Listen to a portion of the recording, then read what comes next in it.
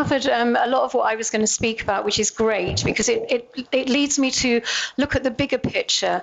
And yes, it's great that I couldn't find anything in Mendip District Council about 15-minute cities, but it's important that we know about them, and it's important that we know about low, the low emission zones that they want to implement in smaller towns. So what I'm just saying is basically, this ideology isn't a grassroots, the whole 15-minute city ideology is not a grassroots initiative. It's actually a global initiative. And it was brought in by Boris Johnson, Michael Bloomberg, and Carlos Moreno in 2004 under the C40 Cities International organization, which Sadiq Khan is now the chairman. Contrary to propaganda, it's not a grassroots initiative, yeah, I've said that, but a top-down global plan under UN Agenda 21-2030 to really roll out the 17 sustainable goals under net zero. And I know that all the green people here are comfortable with net zero, but if you understood the longer-term implications of net zero, and I've given you all the absolute zero document, and I hope you'll read it, because that coloured bit shows you what is to be achieved by 2030. And that means no flying out of the UK, no ships out of the UK, no cars at all, and no, all wood burners to be ripped out of every home and every gas appliance to be ripped out of every home by 2025. Now, that is a government document, UK fires, absolute zero, and this is where we're heading for with net zero. We will literally be imprisoned on our own island. And this is what this top-down global control is all about. You think it's a green agenda to actually save the planet. It is not. It was implemented at the Earth Summit in 1992 by a bunch of oil billionaires, crooks. And and all of you, bless you, are trying to save the planet, and you've been hoodwinked. I was in the Green Party in the 1990s. I left. I was a member of the Ecology Party. I left because it got taken over. It became a Trojan horse for the technocratic agenda that I'm talking about, Agenda 2030. And I tell you what, they planned this from the 1970s. It's a long-term agenda. And I would love to be able to give all of you a presentation. I've been on this for 15 years, and I've been giving talks all over the world about this via YouTube everywhere, because I'm passionate about it. I've impoverished myself doing this. So I just want you to just hear me out. We're living now in what's known as what's coming is what's known as a zero trust world. So whether you know it or not, the digital ID is coming. Now, this is a big thing for everyone to understand. Digital ID is really the way the government will actually have all your data in one place. And they're bringing this in by December this year. This is really serious. And then they want the CBDCs after that, the central banking digital currencies. Now, this has got nothing to do with being green. It's big business. It's massive business, because underpinning this whole agenda are capitalist stakeholders. Now, this is what's worrying, is that this whole green agenda is based on top-down control of us, we the people. And unfortunately, people who literally glue themselves to buildings, bless them, they've got our best intentions at heart.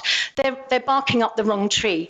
They're actually supporting the people who want to imprison us. Well, it's communitarianism, call it whatever you like. But either way, it's not anything about our rights and freedoms. It's about destroying our rights and freedoms.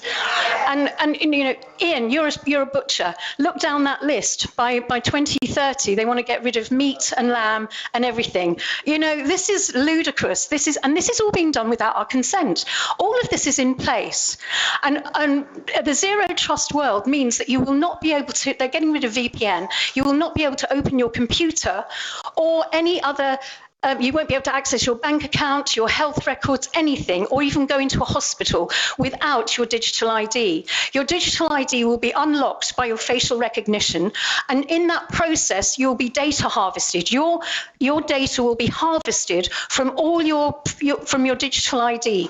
Every bit of your information will be on there. That is being sold to stakeholders on the blockchain by non-fungible tokens. I don't know if you understand all this, but this is actually, your data is being sold on the blockchain, or it will be.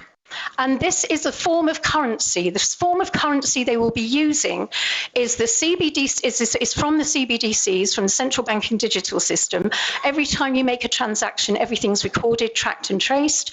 And so they will know all your shopping habits, your health records, everything. All that is sold. So we are becoming a commodity. Us human beings will become a commodity. And that is what the whole global enslavement is about. And we have to be really careful because it's all tied up with the 17 goals and it's implemented by the United Nations. If you think the United Nations are our friend, you are wrong.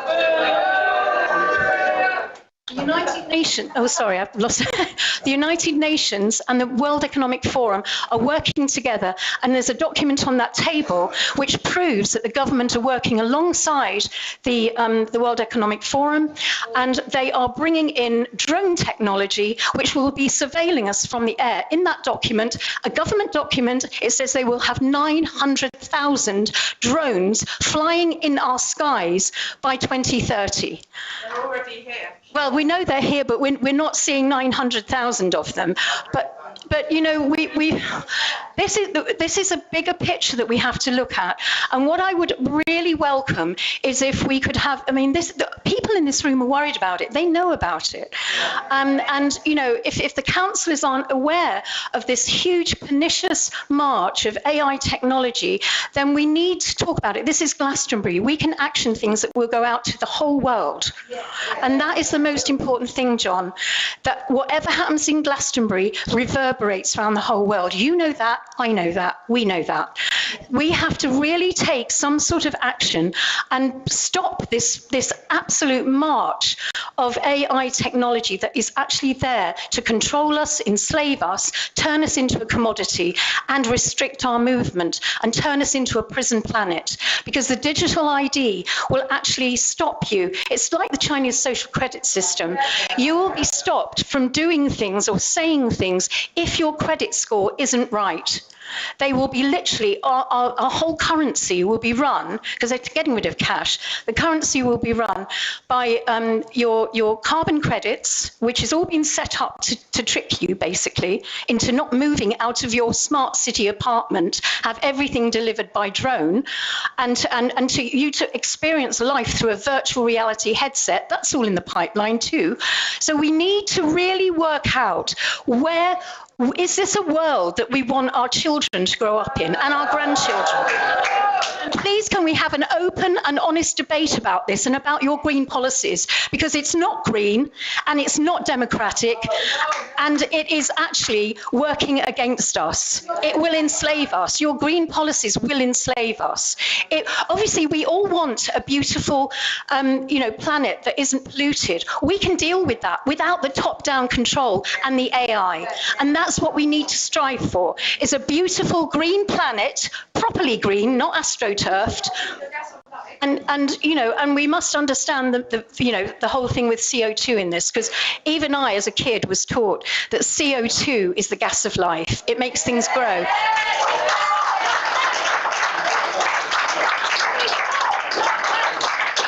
If you talk about net zero, it's zero you, it's zero me, it's zero plants, it's zero everything. And the carbon, CO2 rises from the sea. The most of it rises from the sea. It's not anthropogenic. It's not. And I want this to be looked at properly, because everything has been skewed by the IPCC, the Intergovernmental Panel on Climate Change, that was set up after the Earth Summit to actually skew all the data. And actually, it was all found out in ClimateGate 2009. Look it up, where the 1,079 emails were hacked by an American. I think that's why Assange is in jail. But by the Americans, actually finding out that the Hadley Research Centre and the University of East Anglia were actually lying about the climate data, which actually sent us into the whole climate change thing.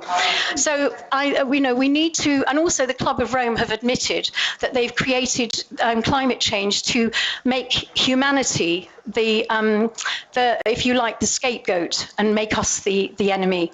And that's in the First Global Revolution, page 115, a very interesting Club of Rome document, which actually made up the bones of Agenda 21, which became Agenda 2030 in 2015 when it was endorsed by President Obama and the Pope in Rome.